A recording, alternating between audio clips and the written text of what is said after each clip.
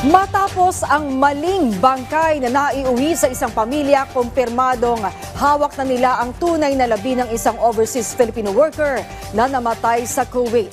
Yan ang ulat ni Rod Lagusal. Gusto ko po ng hustisya sa mama ko. Dahil nakikita po naman natin na may foul play po talaga na nangyari. Kahit po na lumabas po yung investigasyon, is gusto ko pong may malinaw na investigasyon sa ibang bansa.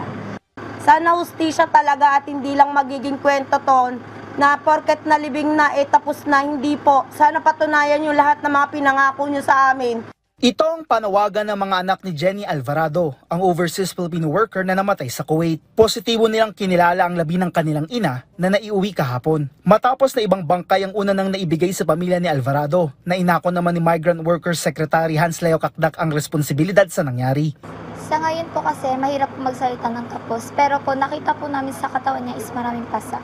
Bandang tuhod po, sa braso, sa kamay, yun po. Sa likod, yun po. Makikita naman po sa katawan is may foul play po talaga. Pero sa ngayon po is mahirap magsalita ng tapos. Under investigation pa po yung katawan niya. So we will wait po. Nanawagan si Angel sa Pangulo kaugnay ng sitwasyon at sana magsilbing aral din niya ito kasunod ng mga OFW na namatay sa Kuwait. Ngayong araw, isinailalim sa autopsy ang labi ni Jenny sa isang purinarya sa Bacoor, Cavite sa pangunguna ng National Bureau of Investigation. Na-discovery namin ay hindi siya na-autopsy sa Kuwait.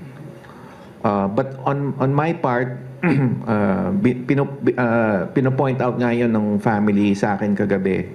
But I said yes, it can be unfortunate na hindi na autopsy sa Kuwait. But on my part, okay lang. Kasi at least yung autopsy dito sa atin is an intact body. Hindi ginalaw ni naman. Paliwanag ni Kakdak ang sinasabing umano'y coal suffocation ay nagmula lang sa mga ulat at sa employer nito, kaya anya mahalaga na magkaroon ng validation. Habang sinasabing cardiac arrest ay nakalagay sa death certificate, na ayon sa kalihim ay common statement na nakalagay sa mga death certificate. We need to dig deeper. We need to find out. But of course, yung coal suffocation allegation is guidance. The allegation of foul play is always there. That's why we're conducting an autopsy. I carefully explained to the family that we will always be guided by the law and by the science.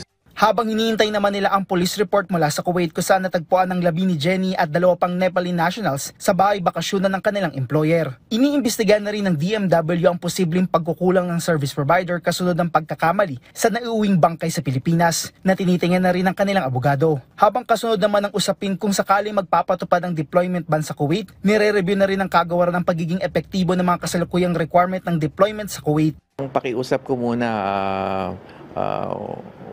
wag muna tayong mag-speculate o humantong sa kung ano yung magiging findings ng aming study.